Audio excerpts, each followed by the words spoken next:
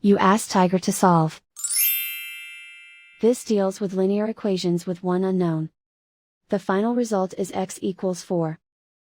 Let's solve it step by step. Group all x terms on the left side of the equation. Subtract 16x from both sides.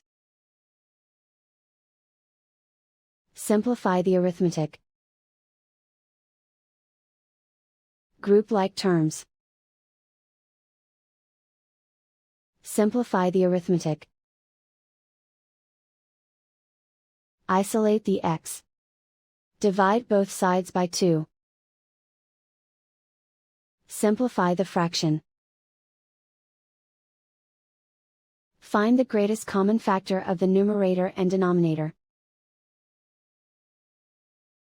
Factor out and cancel the greatest common factor.